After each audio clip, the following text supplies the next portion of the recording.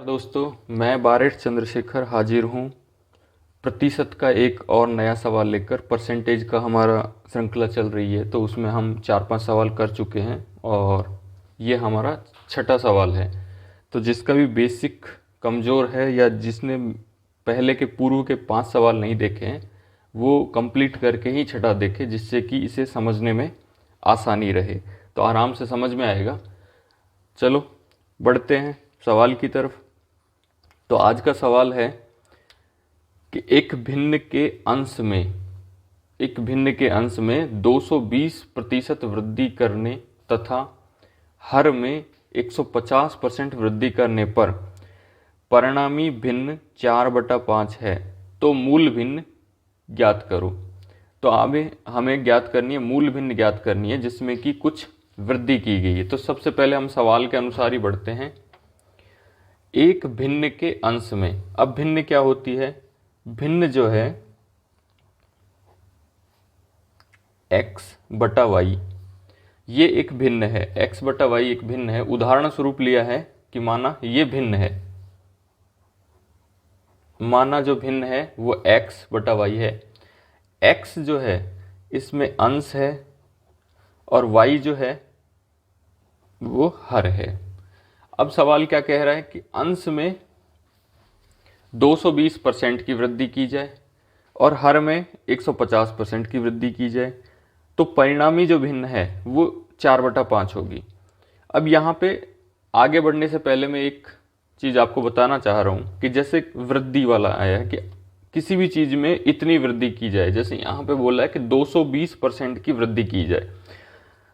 तो अब हम इसे समझते हैं कि जैसे मान लो 100 रुपये है, 100 रुपये है, उसमें वृद्धि हुई है 50% की, तो 50% निकाल लेते हैं इसमें। 50%, 2 0 से 0 यानी 50। अब पहले हमारे पास 100 रुपये थे और उसमें 50% की वृद्धि हो गई, तो हमने 50% निकाला 100 का, तो वो भी 50 आया। तो 100 + 50 = 150। अब यदि कोई कहता है कि 100 में 50% की वृद्धि हो गई और मैं सीधा, क्योंकि जो भी संख्या होगी हमारे पास या जो भी चीज़ होगी वो 100% होगी, तो उसमें हमें वृद्धि करनी है, तो उसे 100 मानते हुए जितनी वृद्धि कही जाए उतनी वृद्धि को 100 में जोड़ के कर देते हैं। जैसे 50% की कही गई, तो 50 और 100 कितना हुआ? 150। तो 150% डायरेक्ट कर देते हैं जो भी संख्या दी हुई है। तो 100 से 100 कट गया, तो आंसर आ गया 150। यानी कि ये जो मेथड है वो अपनाने की आपको ज़रूरत नहीं है कि पहले उस पर जितना वृद्धि कहा गया है उतना वृद्धि की संख्या निकालें और फिर उसे मूल संख्या में जोड़ें। उसे डायरेक्टली 100 में जोड़ दीजिए जितनी वृद्धि कही गई। तो हमारे यहाँ पे अभी जो सवाल में वृद्धि कहा गया है कि 220% और 150%, यानी 220% वृद्धि को यदि हमें करना है तो इसमें हमें पहले 100 जोड़ना पड़ेगा, क्योंकि जो संख्या पहले से दी हुई है वो 100% होगी और उसमें 220 वृद्धि करना है, तो टोटल कितना हो गया? 320%। इसी तरह एक हर में 150%, तो 150% की वृद्धि बताई है, तो हम जो संख्या होगी पहले वाली उसको 100% मानेंगे और इसके बाद 150% उसमें 150 जोड़ देंगे, तो टोटल कितना हो गया? 250%। यानी हमें संख्या निकालते वक्त यह ध्यान रखना है कि हमें डायरेक्ट ही उस संख्या को लेना है 100 में जोड़ने के बाद, अलग करने से सवाल लंबा हो जाएगा। तो अब हम सवाल की तरफ बढ़ते हैं। अब सवाल में कहा गया कि अंश में 220% की वृद्धि करने पर, तो अंश जो है मैंने क्या माना है? अंश को x, और ये भिन्न है x/y। तो x में 220% की वृद्धि, यानी कि 220 को मैंने यहाँ कन्वर्ट कर लिया कि जो संख्या होगी उसे 100% मानेंगे और 220 सवाल के अनुसार है, तो टोटल कितना हुआ? 320। तो 320/100 ये तो हो गया x के लिए। अब नीचे में हमने बटा यानी लाइन खींच दी, फिर y को लिया। तो y के लिए क्या था? y के लिए कि जो y है वो हर है और हर के लिए बोला कि 150%, 150% की वृद्धि करने पर, तो 150 यानी पहले से संख्या 100 100% और उसमें 150% की वृद्धि, टोटल परसेंट वृद्धि हुआ 250%, यानी 250%। और प्रतिशत का मतलब होता है कि जिस भिन्न के जो हर होगा, कोई भी भिन्न है, ये अलग भिन्न है अपने आप में, ये वाला जो है ये भिन्न अलग है, तो इस भिन्न के हर में यदि 100 आएगा तो इसका मतलब है वो परसेंटेज में है। ठीक है, इसके बाद करने पर, यानी हमने वृद्धि कर दी, वृद्धि करने पर जो भिन्न आएगी, अभी तक आई नहीं, लेकिन यदि सॉल्व करेंगे तो क्या आएगी, 4/5। तो अब हमने इक्वेशन को बराबर कर दिया है कि दोनों तरफ चीजें बराबर है। एक तरफ हमने एक्स वाई माना और उसमें वृद्धि किया 320% का और 250% का, और बराबर कर दिया परिणामी भिन्न यानी 4/5। अब इन्हें हम सॉल्व करते हैं। तो कैसे करेंगे, पहले हम काटते हैं, जैसे कि 0 से 0 कट गया, 2 से यहाँ 5 आ गया, 2 से यहाँ पे 16 आ गया। ठीक है, इसके बाद 0 से 0 कट गया, 5 से 2 बार गया और 5 25 5 बार गया, तो ऊपर क्या बच गया, x 16 और x को गुणा किया 16x 5। नीचे क्या बचा है, नीचे जो बचा हुआ है वो है 5y बटे में 2 और बराबर में 4/5। अब ऊपर यानी ये बटे के ऊपर यदि भिन्न रूप है और भिन्न में भी भिन्न है, एक तो भिन्न ये है कि ये अंश है और ये हर है, और अंश जो है उसमें भी एक भिन्न है, उसका अंश ये है और उसका हर ये है। यदि अंश में जो भिन्न है उसको यदि हम बटे में लिखना चाहें तो 16x और ये जो है लाइन इसके नीचे 5 आ जाएगा, गुणा करते हैं, और नीचे यदि बटे के नीचे वाला जो हर है, बटे के नीचे वाली संख्या हर होती है, और यदि ये भी भिन्न रूप में है तो इसे यदि हम बटे के ऊपर ले जाना चाहे तो 5x नीचे रहेगा और 2 ऊपर चला जाएगा, तो 2 और ये 5y बराबर क्या है, 4/। फिर आगे बढ़ते हैं, इसमें आगे बढ़ते हैं तो ये 16x/5 यानी ऊपर वाली संख्या आ गई, इसके बाद गुणा किया और नीचे वाली संख्या को उल्टा कर दिया, यानी 2 ऊपर चला गया और 5y नीचे आ गया। अब आगे बढ़ते हैं, इसको फिर से सॉल्व किया तो 16 दूनी 32 x बटा में 5 25y बराबर में 4/5। ठीक है, अब आगे बढ़ते हैं, यदि एक्स वाई हमें निकालना है तो एक्स वाई को हम बाहर रख लेते हैं, बराबर के इस साइड यदि इस तरफ या किसी भी तरफ, दोनों तरफ यदि कोई भिन्न है तो वो दूसरी तरफ जाएगी तो उल्टी हो जाएगी, मतलब इधर साइड है 32/25 और इस साइड जाएगी तो 25/32 हो जाएगी। एक दूसरा तरीका ये है कि ये जो संख्या तिरछा गुणा करते हैं, इसको इससे गुणा करते हैं और इस संख्या को इससे गुणा करते हैं। तो ये 2 तरीके हैं इसको करने के। तो कैसे भी किया जा सकता है, यदि हम इसको इससे गुणा करेंगे तो ये संख्या आएगी 160x और 25 चौको 100y आएगा। अब हम इनको बाहर निकाल लिए और पहले तरीके से करते हैं। तो पहला तरीका क्या बताया कि 4/5 है, और ये जो संख्या इधर जाएगी तो गुणा में ही जाएगी और उल्टी हो जाएगी। उल्टी का मतलब 25 ऊपर आ जाएगा और 32 नीचे आ जाएगा। तो जैसा हम कह रहे थे वैसा ही हुआ कि 25 को गुणा करेंगे 4 से और 32 को गुणा करेंगे 5 से, तो ये 32 5 से गुणा हो रहा है और 25 4 से। अब इसे काट लेते हैं, तो 5 से कटेगा 25 5 पर गया, 4 से कटेगा ये 4 8 32 8 पर। तो x और y,